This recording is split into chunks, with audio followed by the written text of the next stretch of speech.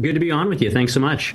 Big night last night, a big win for President Trump, getting the bill moved closer to the House floor for a final vote. Tell us where we are. Is there any clarity about what changes Mike Johnson, the Speaker, might have agreed to get the bill through the committee last night? Yeah, I think some of those changes are still being finalized, but the important thing to note for this bill, particularly in states like mine, is this is, as you said, going to enshrine some key policies that not just the Trump administration wants, but that the American people want. Look at the Medicaid piece of this, for instance. My home state of Colorado is taking taxpayer money and they're giving it to illegal immigrants for health care. It's forecasted to cost the state of Colorado over $50 million just this year alone. And so what this bill does is it puts guardrails around states that subsidize payments to illegal immigrants using federal dollars and make sure that they stop doing that and that we are prioritizing the American people first. We're being good stewards of those taxpayer money, and we're pushing back against states like Colorado that are taking taxpayer money and giving it to illegal immigrants for health care.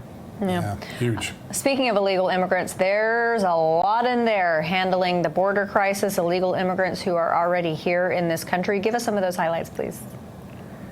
I mean, we've seen what's happening at our southern border, both as a compare and contrast from the previous administration, where you just had hordes of people coming across the border, versus what this new administration has been able to do just in the first couple of months, bringing crossings at the border to historic lows. And so what this bill does, I sit on the Homeland Security Committee, which has oversight over the physical border. This bill directs tens of billions of dollars to border security, to better recruiting and retention for our Border Patrol officers, and to all of the technology that we need to be able to counter the new and emerging threats of not just drugs, but outright terrorist activities that are potentially threatening to come across our borders and into the United States. And so through the Homeland Security piece of this big, beautiful bill, we are doubling down on making sure that we protect the territorial integrity of the United States by appropriately resourcing the border wall, our brave men and women who keep us safe,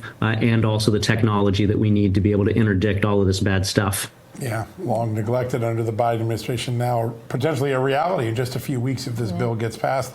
Congressman, I want to talk about the challenge with getting to the right spending cuts. Obviously, fiscal hawks want a lot more. Moderate Republicans in tough districts would like a little bit less. One of the things that doesn't get talked about a lot, but I guess Congress could stipulate in this bill that President Trump, hey, the dollar figures we give you are floors, not ceilings, and if you don't need to spend it all to get Congress's job done, that's okay with us. Could that possibly get everybody together, that sort of concept, that language being flown into the bill? I think we've already seen some of that stuff happen already. So the reconciliation process, you actually have to pass the bill twice. Right. The first time you pass the bill, you're setting those top line numbers about how much either cuts or spending is going to occur under those committees of jurisdiction.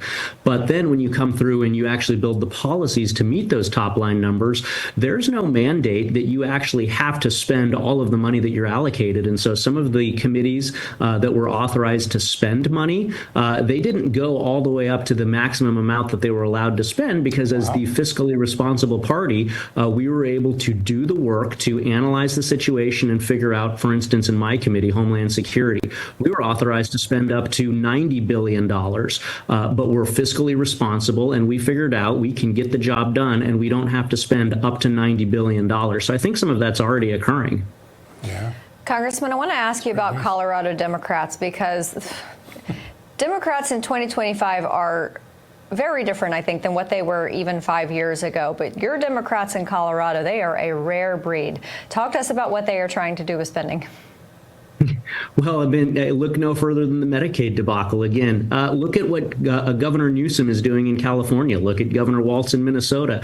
These radical far-left governors themselves are coming to the realization that it is inappropriate to take U.S. taxpayer dollars and to go put that money toward illegal immigrants, which deprives the people that actually deserve Medicaid. It deprives them of getting those resources. Colorado can't even come to that same conclusion. At a time when California and Minnesota are dialing back taxpayer payments to illegal immigrants, Colorado is doubling down on protecting, taking American and Colorado taxpayer money and using it to subsidize illegal immigrants. We've got to put a stop to it because the folks in Colorado are sick of it, and it's actually harming pregnant women, it's harming kids, it's harming people with disabilities, it's harming the very population that Medicaid was designed to protect when these resources don't go to them and they get cut in line by 1.4 million illegal immigrants, which is how many that this bill is going to kick off of Medicaid.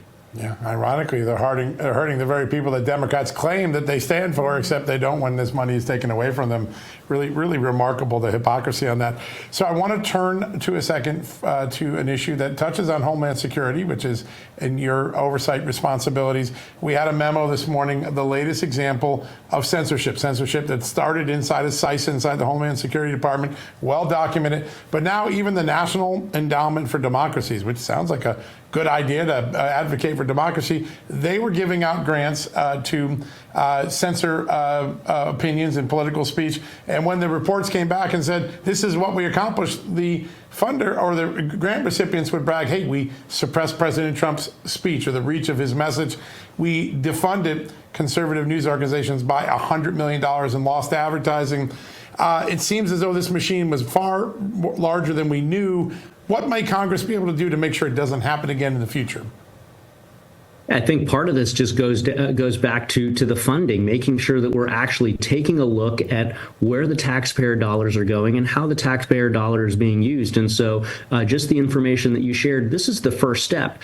You can't fight something if you can't identify it and quantify it. And so by identifying and quantifying these egregious abuses, then we're going to be better able to actually put guardrails in place around how the funding is used in these places, and then be able to go and conduct our oversight responsibility as Congress to make sure that future federal agencies don't try to slip in any forms of these oppression or outright censorship of conservative ideas.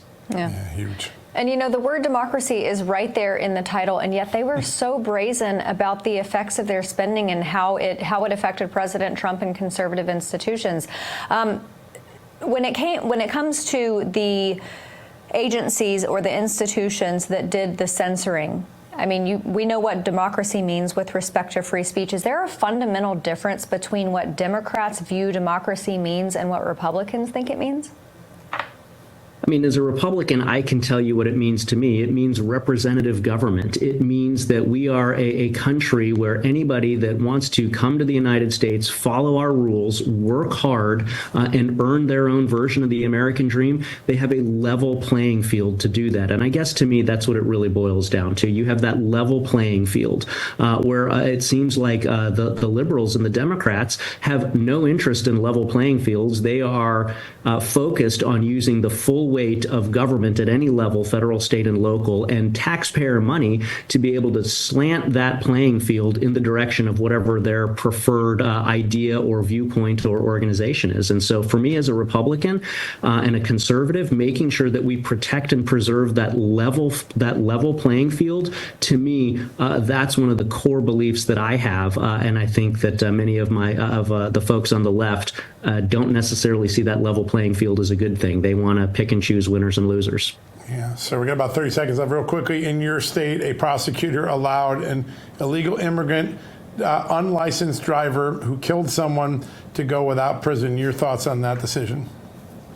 Absolutely horrible. This is part of the reason why I'm here in Congress. I was a police officer in the Denver metro area for 10 years, and I saw Colorado go from 31st in the nation, so better than the national average for our crime rate, to third most dangerous state in the nation. And it's a result of these far-left defund the police and failed prosecutors who are literally protecting the bad guys and jeopardizing Americans in Colorado as a result of terrible situations like the one that you said there. It's an absolutely horrible.